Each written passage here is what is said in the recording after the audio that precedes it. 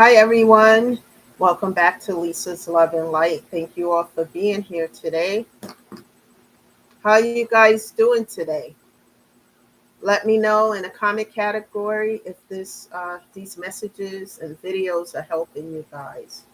And for my regular people who show up, thank you for being here. I really appreciate you. Continue to share the videos and tell others about it. Thank you again for being here. Well, guys, it's Wednesday, and today I'm feeling really good because I forced myself to go to bed early last night because I can work and work and work until, because there's so much paperwork and other stuff that I have that I'm working on, and it just, all right.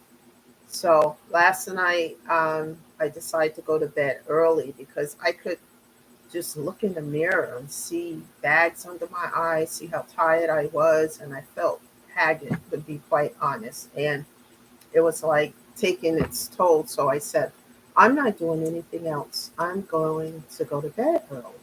And I did, and I slept until the alarm went off this morning. And I was shocked that it went off because I was still like asleep. Usually I wake up a minute or two before the alarm goes off, but this morning I didn't. And I realized how much rest I needed and how tired I was. So I was glad I made that decision because today, I feel more alert and up, whereas before I just felt so lethargic and I was just dragging myself.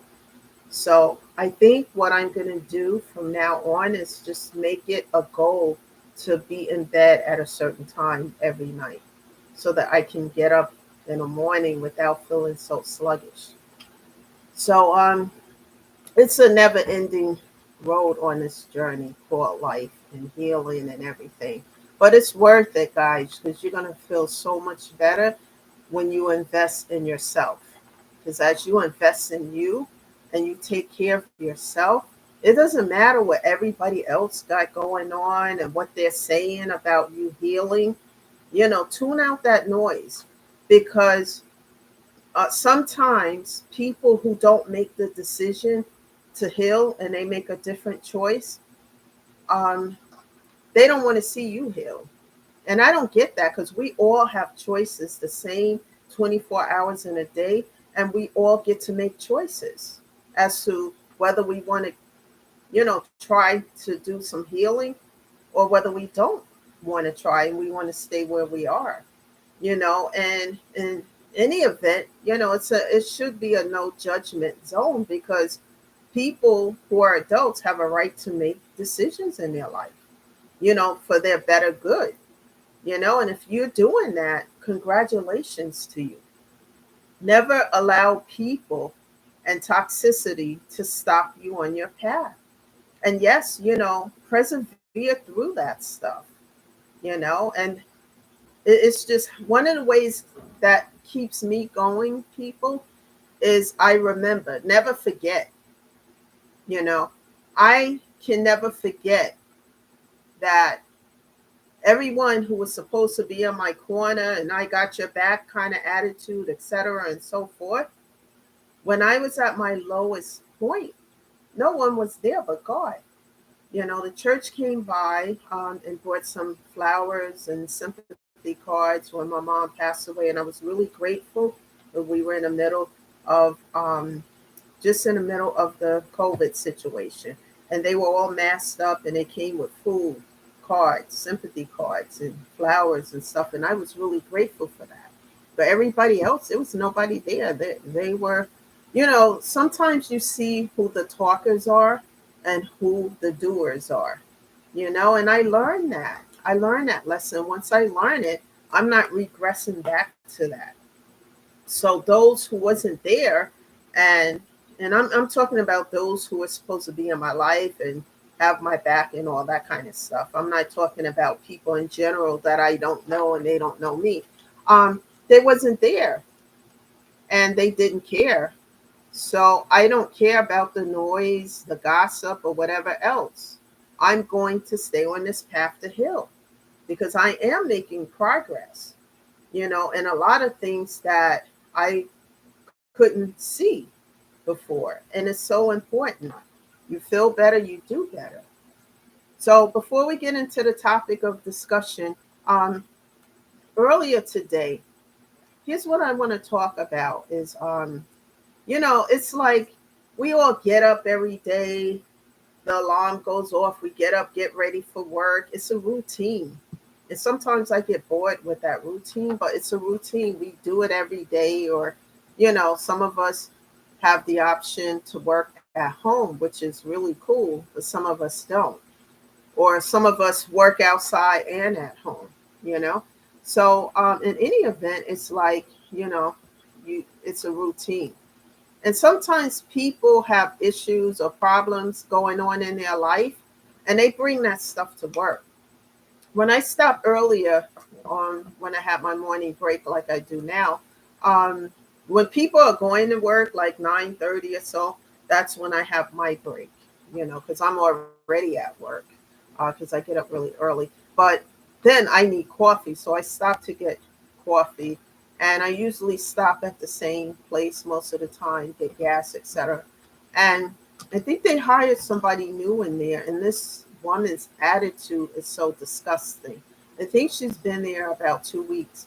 And for the last week when I come in, and I always say good morning, how's everybody doing, etc., because that's just how I am, you know.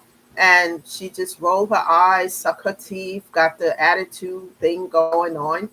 And so today, when I came in and she did that, and I just spoke on it, and I said, myself, even though I work at this job, I'm a business owner. And I said, coming to work with an attitude like that every day is not okay. We all have issues. We all are dealing with things called life. And when a customer comes in and they say good morning and you roll your eyes and you do all this, body language stuff, it's not cool. It's not good. And she looked at me like she was shook that I even called her out on it. And I just said it's just not cool. When someone says good morning to you and you see that person every morning, they come in for coffee or whatever, and because you feel in some kind of way, you're at work. You're not kids in high school in a schoolyard, you're at work. Let's keep it professional. And she looked at me with her mouth dropped open. You have a good day, and I kept it moving. I don't have time for that, people. I have days where I don't feel like even getting up to go to work or do anything. But when I get there, you know, I do what I have to do, and I keep it professional. The attitude thing. Even one time, just I think this was during the summer last year, in the supermarket they had hired this new girl, and her attitude, OMG. There was a guy in front of me, then there was me in line, and she was ringing up his stuff, and then behind me another guy. Now the guy in front of me, because her attitude was so bad that she was flinging around the groceries as she rung them up, she was just flinging them, and her body language and sucking her teeth and attitude, all of that. You're at work. What are you doing? And so I'm just looking at her, just shaking my head. The guy in front of me was trying to lighten her mood by making jokes, but she looked at him like, if looks can take you out of here, that's the kind of look she gave him. And then the guy behind me wasn't having it. He was getting upset, blah blah. So I paid for my stuff, and I found one of her coworkers and pulled him to the side and said, "You need to talk to her, because I'm going to tell you right now, if she continues like this, especially flinging people's grocery." And it was really bad. It wasn't like it wasn't noticeable. It was real bad. And I said, "You need to talk to her before she loses her job." And 2 weeks later, she was not there anymore. People, when you're at work, we all have things going on in our life, but when people take it to that level, just think for a moment, you know. And I'm talking about this because I had to learn on this journey called life how to control my emotions, and it wasn't easy. I have never been one to have my business out in public and acting out of character and doing things like that. I would rather just cut people off if I have to do all that. But Still, on an emotional level, I would, like, get upset about things. Now, because I'm healing, and what really got to me, people, is losing all these people, these untimely deaths during the shutdown, death after death after death after death. Some people were sick and you knew they were going to pass away, others were not. It was like I was shook, and it made me realize that life is too short to engage in the BS and the things that don't matter when you're not here anymore, and people don't realize that because they get caught up in an everyday whatever, and sometimes we have to think, stop, think, and reflect on what we're doing. And it's not easy, and I had to do that. But I did have to say something to this woman the way I did in the store, and she looked at me. It was in the manner that I'm speaking now on this platform, because you don't have to like a person, each customer that come in or whatever, but you don't have to be rude to someone. So, with that being said, the old me would have just complained to myself or to whoever wanted to listen. I go right to the source now, say what I have to say, even sometimes make a joke out of it and keep it moving. I'll tell you guys another story before we get into the topic of discussion, which is toxic connections and healing. I I'm not going to say the places I've gone because I think that's too personal on here. But one of the places where I would go and buy stuff, and there was a lady in there, and she was so, her attitude. I mean, and this went on for months, and I would go in there. Her attitude was like so horrific. So I'm going to tell you how silly I am at times. People think I'm nuts, but I do it. I have a specific reason why I do certain things. So I go in there, there's a line like 3 or 4 people behind me. I get up to her. I'm just really tired of the attitude and whatever.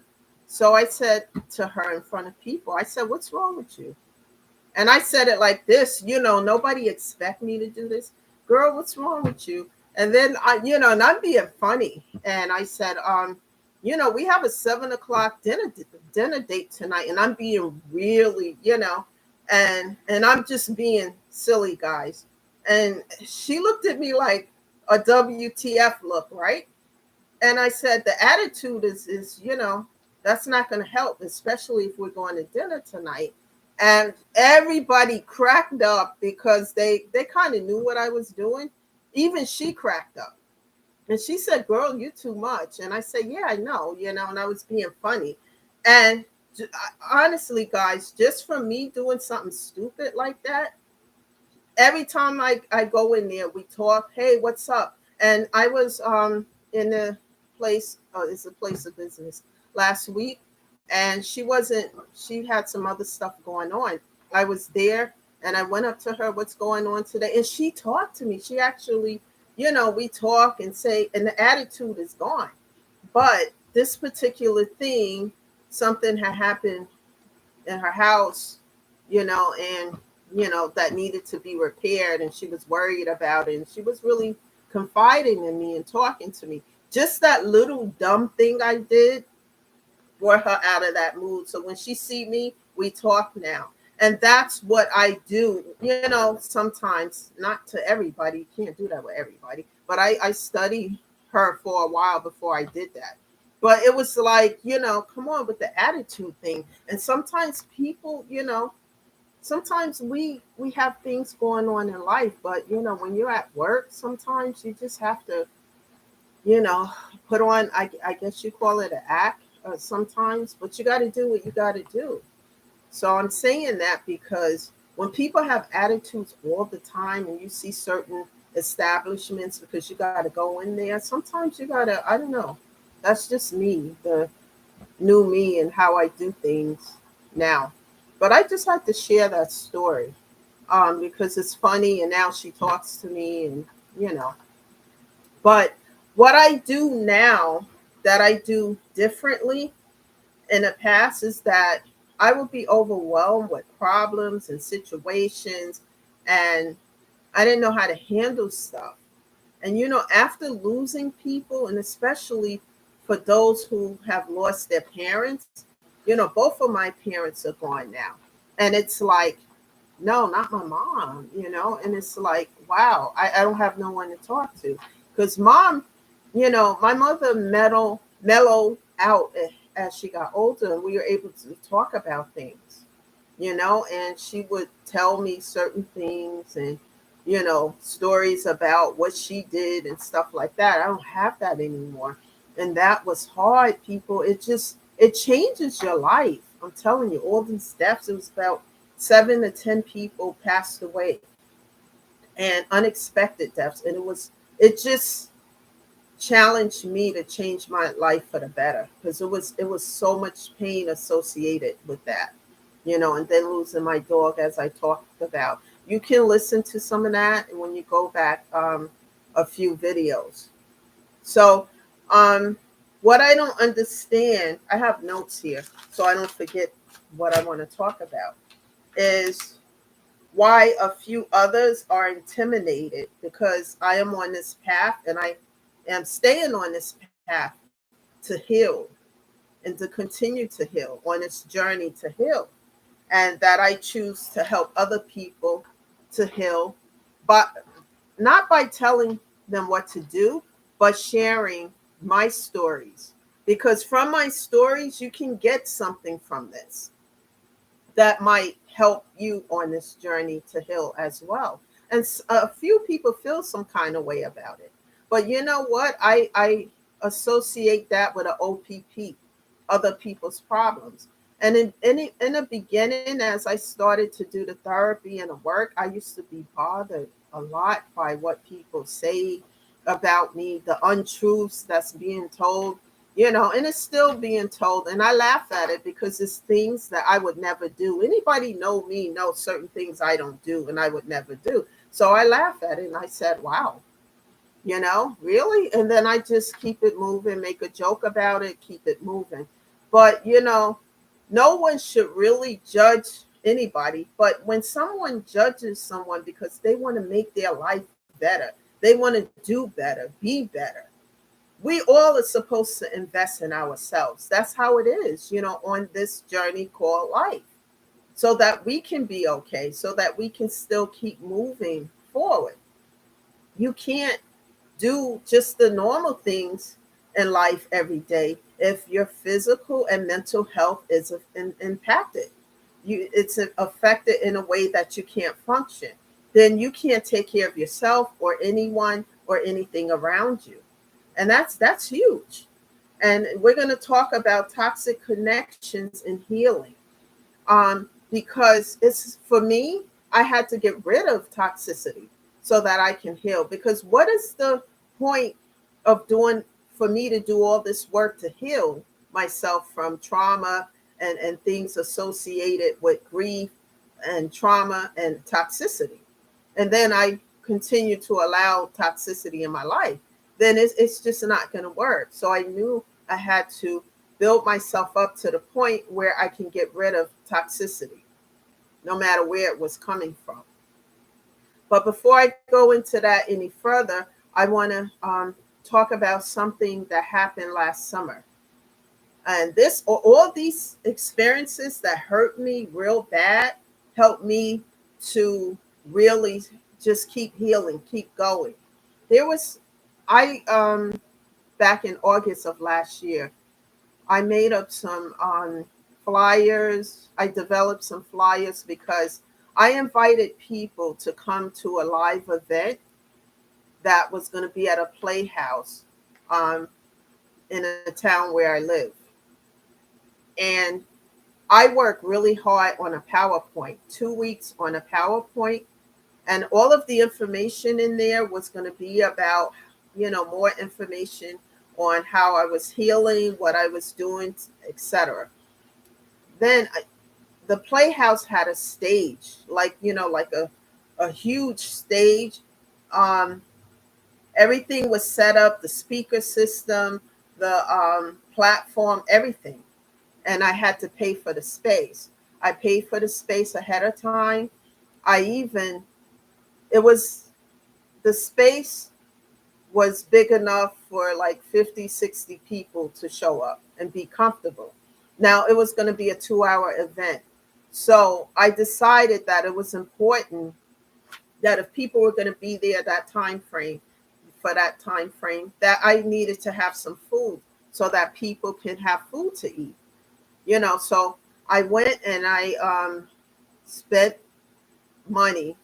It wasn't a little bit of money to have all this food for the people who stated that they were going to show up. And I kept contacting people. I even went places in person to hand out the flyers and to talk to people and to tell people what the event was. All of this was set up 2 months ahead of time because I really planned this out. And then the day of the event, and on the flyer, let me tell you guys this, the flyer had the time of the event, the date, the day, and RSVP. And I was charging $10 per person, right? I charged something, and I want to make it something small so people can show up. Not one person showed up. Not one. And the reason why I'm talking about this, all that food, all that money being spent on food, all the money, and it came out of my pocket, all the money being spent to rent the space, that, I had to pay for that as well. And nobody showed up. And I cried my eyes out. I'm going to be honest with you guys. I was so hurt and felt so devastated.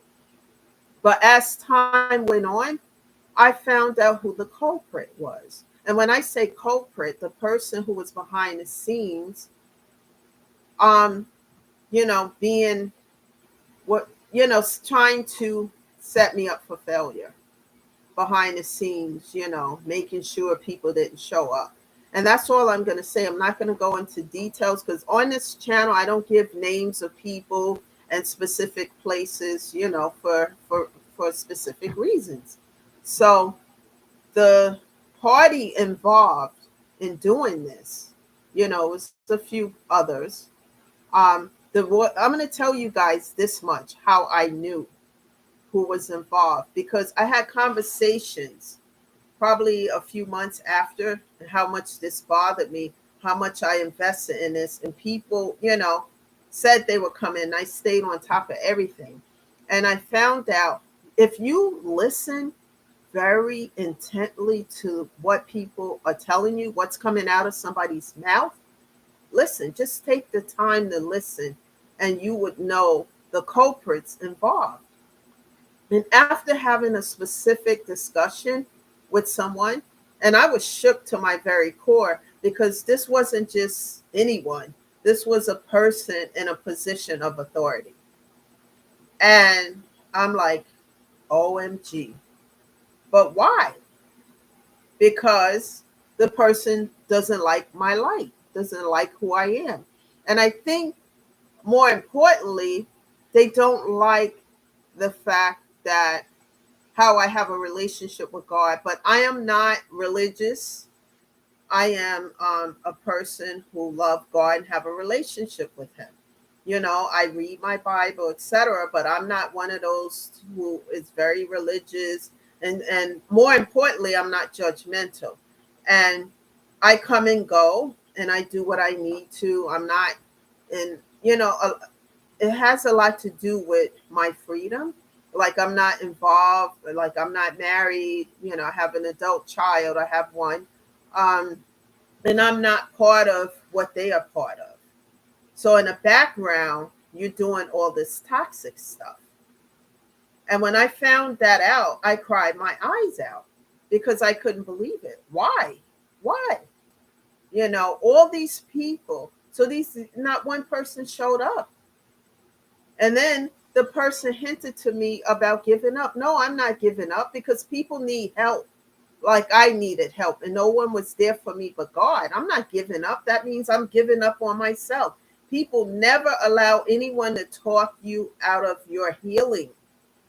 To me, that's toxic to try to tell somebody what they can do and what they can't do, especially when it's to invest in yourself and heal yourself from pain, grief, and so that you can move forward. No one has a right to tell anyone that. Even God give us a choice. You're going to do something or you're not.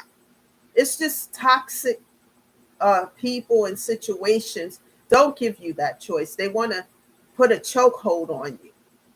And I wasn't having it. When I found out, it took me a minute to get myself together. I'm human. I have feelings and emotions just like everybody else. And it took me a minute. And after I did, I started working even more so, reaching more people, talking to people, because people, are, there were some people who were in a deep state of depression, nearly suicidal. And why would anyone want someone to be that far gone into their grief, their trauma, and not get the help they need and not invest in themselves? We owe it to ourselves to invest in us. It doesn't matter if other people don't want to invest in themselves. That's their option. Everybody has a choice. If they make a choice not to do it, that's okay, because that's on them. But don't try to stop me or anybody else from healing. And I was determined, because I got mad after I got, like crying and in a place of feeling low. I got angry, because nobody has a right to tell somebody they can't heal and they can't help others. How dare you?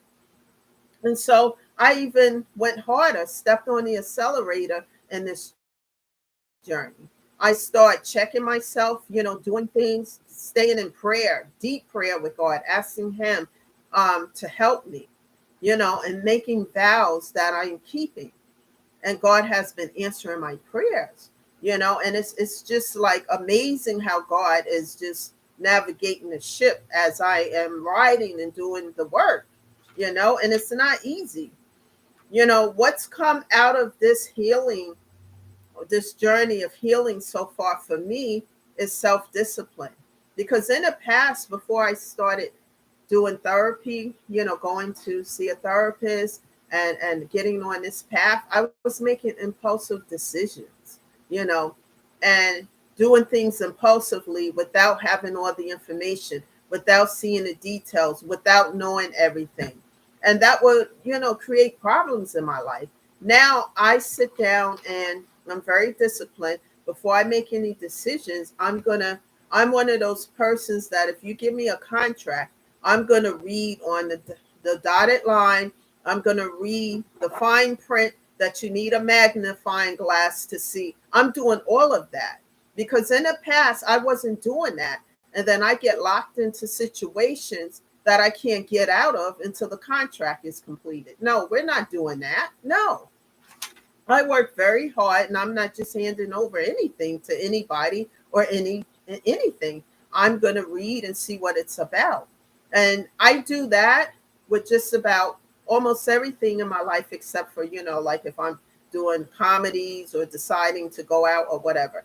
But when it comes to real life stuff, I'm going to investigate and see what it's about before I jump in both feet. And it's important that I do that. So that's what's come out of this so far. There's never an ending to healing. It's always ongoing. And, let me tell you guys what helped me to heal. I'm looking at my notes here because I don't want to forget anything and then I have to go back to work soon. What helped me to heal is when I was dealing with all this loss and nobody was there for me and things were happening, writing. That's when I wrote my third book. It took a year, but I would open up my laptop where I felt so deep wounded, especially after my dog passed away, and I would just open up my laptop, put on my favorite playlist of music, and I would write and write. And then, I would look up. I like, for example, I would start writing. It would be in the morning because we were in a shutdown and everything. The only time we could go out is to the supermarket and back home. Get up, go to the supermarket, get what I need for the week. Then I would write. And when I look up, it would be dark because I was so engrossed in the writing and, the music. And I wrote my third book. Things like that. It was therapeutic to me, where people say, how can you sit and write like that day in and day out? It was therapeutic. It was an outlet for the pain, the immense pain that I was feeling. And it helped a lot because I would write, I would have like nice scented candles going, the music going, and I would be writing, listening to music help a lot. One of the things that I've learned is that somebody recently got me into country music because I never really liked it until I really listened to this station now, 102.5. I think it's 102 point, and one of the songs on there, this guy sings called God Made a Bar. I don't know if you guys listen or to country music, but that song, I mean, it just brings tears to my eyes. I never thought I would really like country music, but I do now, and I listen to that station sometimes. And things that make me feel good, that uplift my spirit. Playing around with my mini piano, I did a lot of that. I bought a music book and just play. I don't play that well, but it's therapeutic. Just playing around with it is therapeutic, you know? And just things like that. I did things like that, puzzles and stuff like that. All those things help me to heal. Watching comedy shows, laughter, prayer, lots of prayer, watching uplifting videos, positive affirmations, all those things. And as I continue to persevere through the pain and bite through it, I start to feel better and actually doing therapy every week, you know? And now what I do when people, the haters, I call them, will say all these things about me, I would not even, talk to these people. I would let them say what they have to say and let them continue on saying whatever. And I got to a point where this is what I do. People will know the truth by my actions and what I do and how it's helping my life. Because if you're healing and you're really doing the work, it's gonna spill over and show in your life. So it doesn't matter about the lies, the haters, and whatever else, because I expect that because they're not on the path to healing. And when people have toxic ways and situations and they don't want to start the path to heal, this is what happens. So, and how do you say it? Water and oil don't mix, and so I just let that sink in and then I keep going and realize that's an OPP, other people's problems, and I can't make their problems my problems, and I can no longer be subservient to what they have going on. I'm investing in Lisa, and that's what I'm supposed to do. And then that's why I encourage you guys to invest in yourself. You're going to be happy with the results at the end. You're not going to see it maybe right away. Nothing ventured is nothing gained. You have to put your foot in the water. Take that first step. And then you fall down, get up again. Don't stay there. Investing in you should be a priority. In your mental and physical health, it means everything. Tune out the noise. It's like if you ever been on top of a mountain and you scream and you hear the echo, well, tune that out. Eventually, at first you hear all this noise around you, right? And then as you continue to do the work and persevere, it gets faint and faint to the point where you don't even hear it anymore because you're so busy investing in you, and that's the point I would suggest that you reach for. Make a pro and con list of the toxicity in your life. See how great it is. See what you can do to minimize that from your life. That's part of the healing process as well. Take care of you first. That's the message today. I also want to encourage you to do therapy. Seek out a therapist. I'm not a therapist at all. I'm just a person who I'm on this channel to share the things that's happened with me and how I'm healing. And I want to share with you to help you as well. So whatever state that you live in, get on Google and Google a therapist in your area and find one that you connect with and start to work that way. step by step. And as you continue, it's going to be challenges, but it's going to be worth it, because as you improve, you feel better, you do better. And that's the message today. Thank you all for being here. I have to go back to work. So I want to get this message out. Please subscribe to the channel. I'm here Monday through Friday. I can't promise a time due to my schedule, but I will show up. And if you subscribe, you're going to get a notification that I'm on. And you can come on and join me now or later and watch the video. But please continue to share, because other people need to hear this and be uplifted. And this is a no judgment zone. Thank you all again for being here, and I'll see you tomorrow. This is Lisa, encouraging you to invest in yourself and shedding love and light always. Thank you, and have a great day. Bye, guys.